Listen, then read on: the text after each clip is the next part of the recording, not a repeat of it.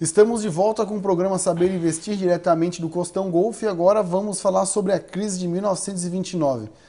Richard, se a gente comparar a crise de 29 com a de agora, a crise de 29 levou quase 30 anos para o preço das bolsas voltarem ao mesmo patamar que estavam no ápice em outubro de 29, né? Vai demorar 30 anos para a gente se recuperar de novo? Primeiro, é verdade, porém, o que a gente tem que ter bem claro é que a crise de 29 teve características muito específicas.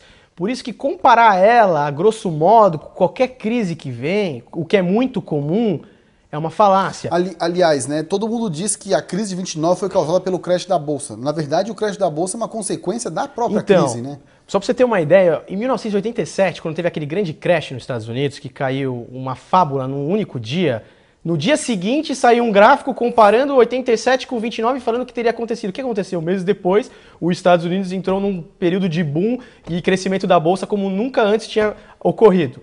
O que acontece em 29 particularmente? A queda da Bolsa de 29 foi nada mais do que uma crise de excesso de investimento, consumo, época, né?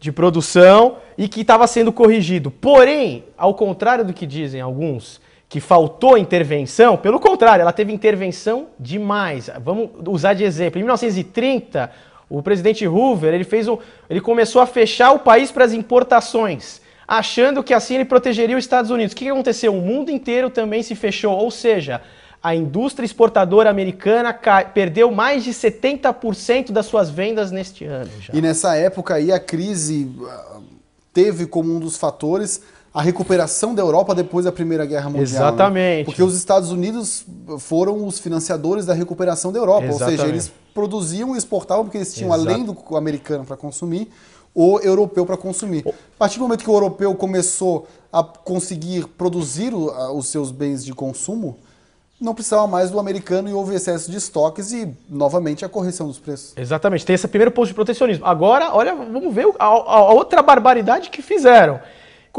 O presidente começou a querer fixar salários e preço dos insumos e da mão de obra, achando que ia manter o poder de compra. Que foi feito no Brasil em 80. Ou o que aconteceu? Você vai ficar com mantendo um empregado na sua empresa, com um custo empresarial nas alturas e a sua venda lá embaixo? Não, qual a primeira coisa que você faz? Você manda ele embora, ou seja, o desemprego disparou.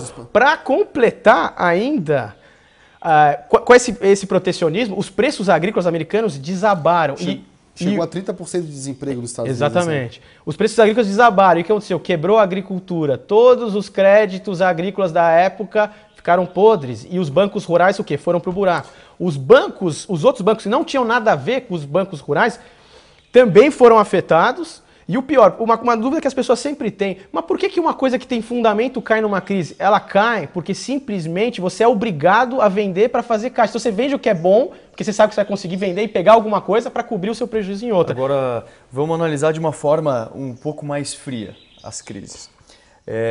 Antes a gente comentou que as crises, o reflexo nada mais é do que o dinheiro trocando de bolso, trocando de mão. Perfeito. Certo?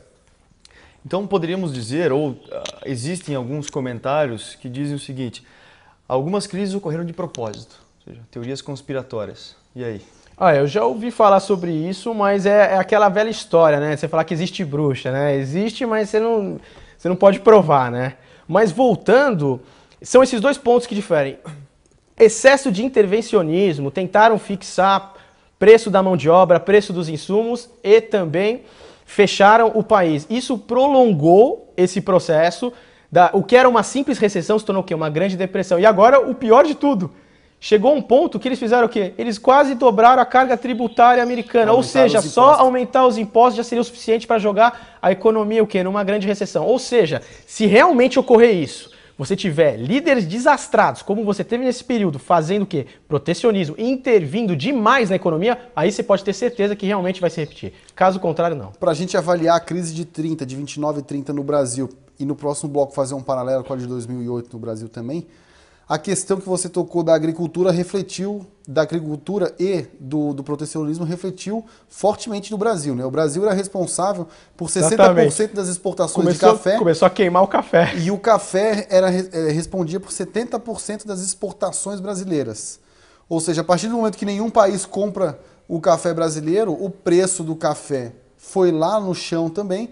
Os agricultores brasileiros perderam o poder de compra, a riqueza, e isso foi o pior reflexo para o Brasil, né? Que demorou também um tempo para se recuperar. Solução do governo: queimar o café na Baía de Santos. Exatamente. E no caso dos Estados Unidos, essa intervenção também, depois de 10 anos, no final da década de 30, teve um resultado positivo, né? Porque o governo começou a fazer buraco para tapar, aumentar os gastos públicos para recuperar da crise, né? Aí nesse ponto você também tem algumas controvérsias. Já era outro presidente também, né? Isso, é o Roosevelt. Isso. Aí você já tem outras controvérsias, porque diz que economia, né? A ciência estuda a escassez. E esses recursos não foram otimizados, porque quem que é a melhor pessoa para falar onde que devem ser alocados os recursos? O próprio mercado. Então eu não acredito em nenhum tipo de intervenção nesse sentido. Muitas vezes o governo também, motivado por questões políticas, se vê na necessidade de intervir, porque as pessoas esperam que ele faça isso, né? Exatamente. Se ele deixar as pessoas morrerem de fome e quebrar... Como vai explicar que é um processo natural, vocês vão sofrer e depois tenham paciência que a economia vai se recuperar. Não, tem que mostrar... Ninguém tem paciência, né? E a economia norte-americana se fortaleceu muito depois disso. E a gente vai ver no... Será que eles criaram a Segunda Guerra aí, trazendo Então, isso que eu ia falar, exatamente. A questão do Jean? Historicamente, em períodos de elevado protecionismo mundial, sempre culminaram em guerras mundiais. Porque a Guerra Mundial colocou o quê? Um exército de desempregados com uniforme de soldado. E tu vê, para começar a puxar o assunto do próximo bloco, a Europa nunca se entendeu entre si, entre os seus países. Exatamente. Resolveram se unir agora e agora está um brigando com o outro para ver quem paga a conta. Esse é um tema, Pode tema delicado. Outra guerra aí. Esse é um tema delicado. E aproveitando o seu gancho, a gente pode falar também no próximo bloco das intervenções que ocorreram em 2008 e que agora foram a semente dessa crise que a gente está acompanhando agora. E é o que a gente vai fazer no próximo bloco, a crise de 2008 que se estende até agora. Não sai daí.